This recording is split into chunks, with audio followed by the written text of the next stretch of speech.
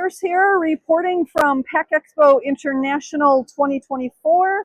End of day 3. It's pretty cleared out right now. Another wonderful day, but I have to say I'm kind of tired. Here is some of what we saw that was really cool today. And we've got 4 contributors here from Packaging Digest to share what they've seen. Hey everyone, my name's Emma, reporting for Packaging Digest here at Pack Expo in Chicago, Illinois. And there's a few things that I really enjoyed today. The one is not so much focused on technology, but focused on the women's breakfast that happened today. Their keynote speaker was Lisa Sun, and she is the founder and CEO of Gravatis. And she was just talking about her story and how that turned into her leadership story, and really focused in on how confidence is something that we have to see in ourselves before others can see it. And she also talked about how it is a choice and a mindset before it becomes a behavior. Why is this important in manufacturing and engineering? Well, if you look at the statistics, women only represent 30% of all manufacturing here in the United States. When you break it down into specific fields, that percentage decreases. So we need to be more confident in sharing our own stories so that we can attract more women into the space, especially within packaging and processing. So keep that in mind when you're sharing your stories. The second thing that I saw today was at Red Zone in booth LU8518. And they believe that people are actually going to be the next wave of productivity, not machines or automation. And they have a workforce connective solution. So it's basically creating a collaborative environment between quality, production, and maintenance teams, and they can see what their numbers are on a screen in front of them. So it's kind of like a friendly competition type environment where you can see your numbers. And when things go wrong in a process, who is the first person that you usually go to? It's not the top level managers. It's not even the middle managers. Most likely it's the middle managers going to the operators themselves and asking them, hey, what is wrong within this process? And they have the knowledge up in here. So when you can take that knowledge and actually put it into a forum where other people can see it, they can start making adjustments themselves, and it actually decreases the downtime of the process and increases productivity. So it's really cool. They are actually also incorporating AI in some of that. So be sure to check them out and visit them if you're here at Pack Expo. And then finally, the last one that I have is Pack Size. So Pack Size was in the North Hall. I don't have their booth number down, but Pack Size makes custom packages that build around the product. So I think you all have experience with oversized packaging. Annoying, right? I just had an experience with my mom where we ordered some pumpkin mugs for the Halloween holiday.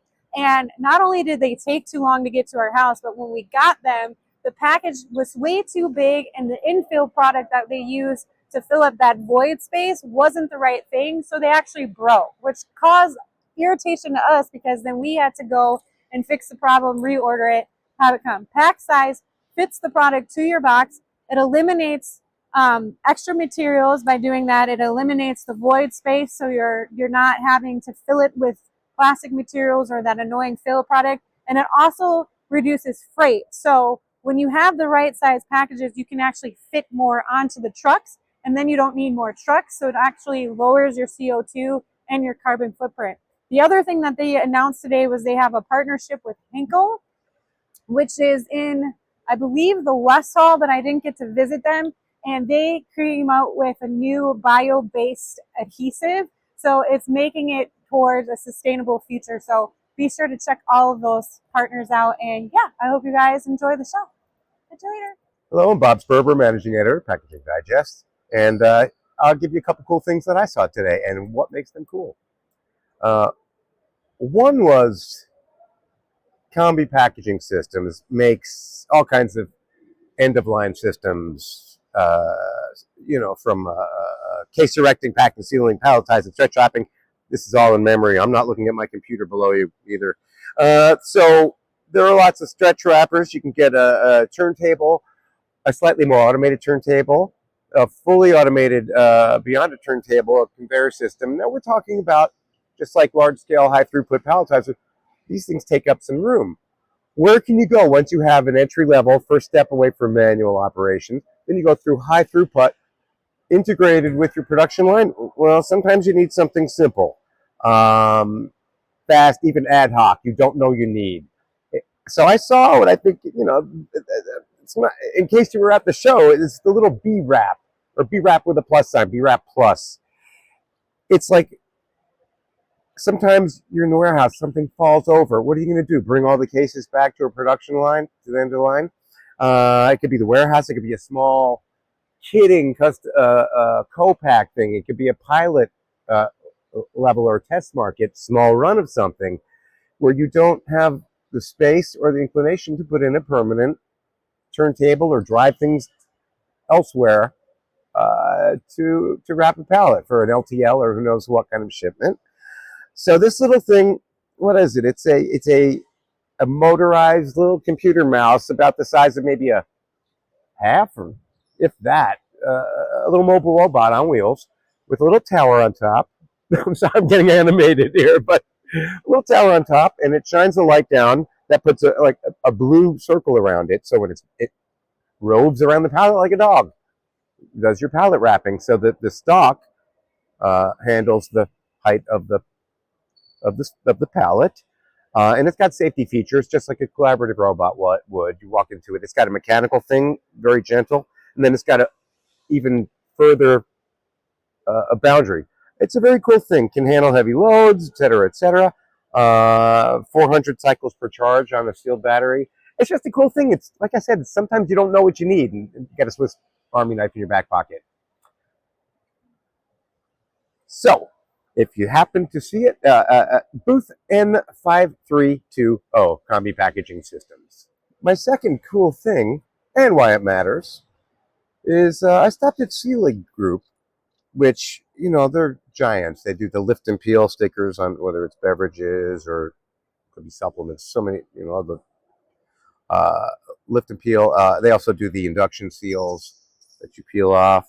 I asked David Griffin, VP of Global Sales and Marketing, yesterday. We made a little appointment to talk today. I said, what do you want to talk about? I said, everything's a commodity in packaging if you don't know what the finer points. And then you talk about sustainability, efficiency, etc. It's like a game of inches. Or they say that about football. They say it about maybe horseshoes or hand grenades too. But so when you have induction seals and you're the world leader in these things, or the lift and peel, how do you innovate? Well, how do you become more sustainable? It's such a tiny thing. Well, obviously you're going to do some research and see if it pays off. They found that 80% of consumers prefer containers with lift and peel tab liners. 90 prefer some sort of package with a seal over, one without a seal over it. Safety, etc. So what makes it significant is they've shaved off how much? I have to cheat. 20% reduction in PE in the polyethylene foam layer, or the substrate for the what that pulls up, and 50% in the aluminum foil layer, and it can save a high volume brand owner tens of tons, tens of thousands. I think tens of tons is conservative. Of raw material between the aluminum and the PE annually, and the dollars have drawn the attention of an unnamed, very large brand, so this gets you savings, greater sustainability, and that's how you can have a so-called commodity but still be an innovator. Hi, I'm John Henry, the Changeover Wizard at changeover.com and contributing writer for Packaging Digest covering Pack Expo 24. Saw a bunch of interesting things today, but two that I want to highlight are a new heater element from Matrix Packaging Machinery in South Booth 3620, and it's programmable with a number of zones across the width of the sealing element. So in the center where you have the fin seal and you need a lot of heat, you can crank the temperature up without having to crank the temperature up on the ends of the seal where you need less heat. It's programmable. It will, and because it's very sensitive, the control is very sensitive, it can detect defects like a wrinkle or an incomplete seal and reject the bag or sound an alarm. Very nifty technology. The other thing I want to call out is IGUS in booth S4 in South 4277. They have some collaborative robots, uh, articulated arm collaborative robots. Very nice looking, look very capable, well designed and built. But what really blew me away was the price. The price, including software, including controls, $6,899. They also have they were also showing a Delta robot that will pick 100 parts per minute, uh, including camera that will pick parts at random, sensors, software, etc. $18,900. These are just unbelievable prices for robots, and it's nice to see the prices coming down. So there's no denying the interest in artificial intelligence as an emerging and or evolving technology, because it's been around for a while, and using that technology to improve many, many aspects of packaging. I've spent a good portion of my time here at the show looking for and asking about AI, but very specifically about AI for improving inspection operations, and narrowed a little bit again, very specifically for pharmaceuticals. So there's several exhibitors playing in the space that had working systems here at the show, and they help the pharmaceutical manufacturers leverage those benefits of AI, such as quickly identifying and then fixing inefficiencies in the process, the inspection operation. But there was one solution that I saw here today that was different from the rest. It was at the Debrico booth, LL, which is lower level for the Lakeside building, LL 9011.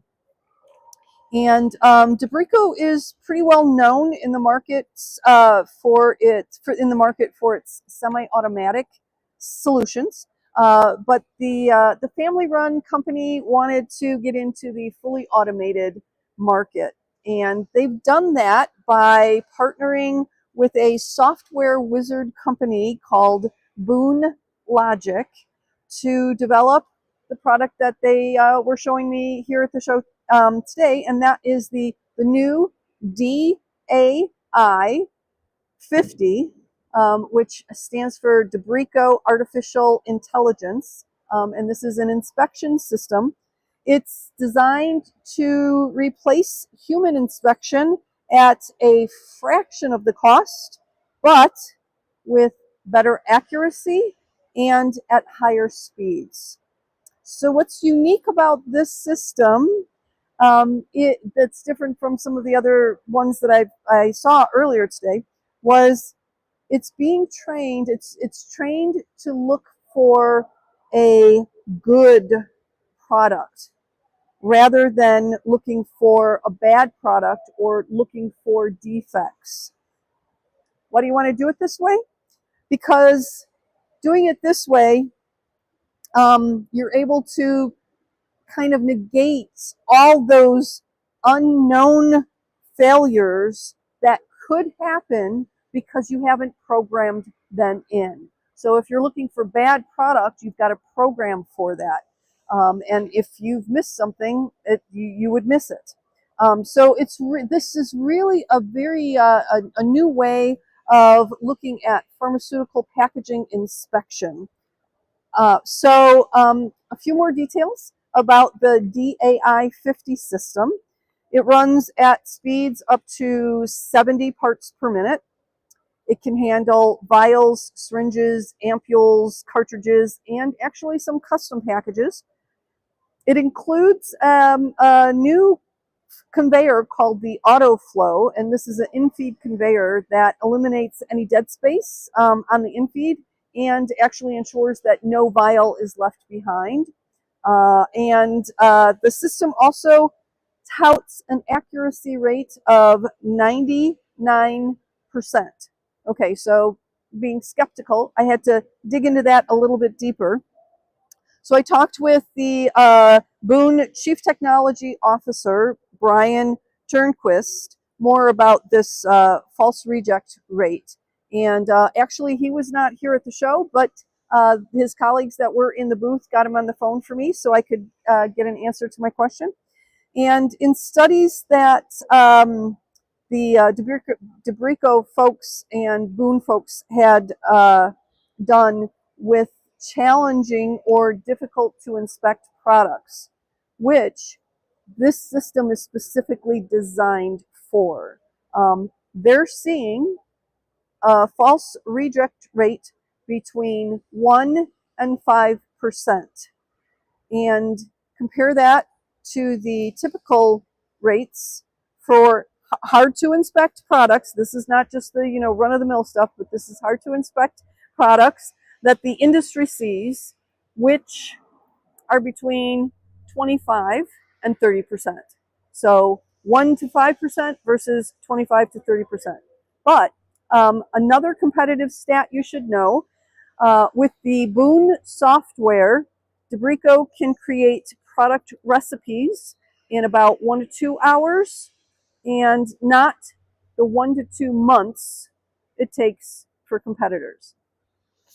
So my second item that I wanted to talk about, the gentleman who just walked by that I waved to actually is the one who showed me this product. Okay, so one of the reasons why some beverages and pouches and cartons haven't gotten rid of straws is because there haven't been many options to replace them. So I saw an alternative in the ASCO booth in the North Hall 5835 booth number. And I was talking with the folks there who were sharing the booth with ASCO from Technipac. And one of the folks that I talked with was actually the inventor, Mark Steele, of this new product that I'm going to show you called the Valve Pack. Mark, along with his colleague Greg Melchior, I'm not sure if I pronounced the last name right, Melchior, who's the VP of Sales and Development. They both walked me through how this one-way valve dispenses liquids of all different kinds of viscosities, including water, without leaks. And then the valve automatically seals back up. So it's a new 3-layer valve, and I'm trying to see if, I don't know visually if it's coming through okay. It's a new 3-way valve, which is up here. And it consists of 2 coax layers and then 1 low-density polyethylene layer. And it creates a channel, which is in the center here, that has this little bubble in the middle of that channel. And this is the secret sauce, the magic of how this particular pouch provides dispensing, but then also the resealing.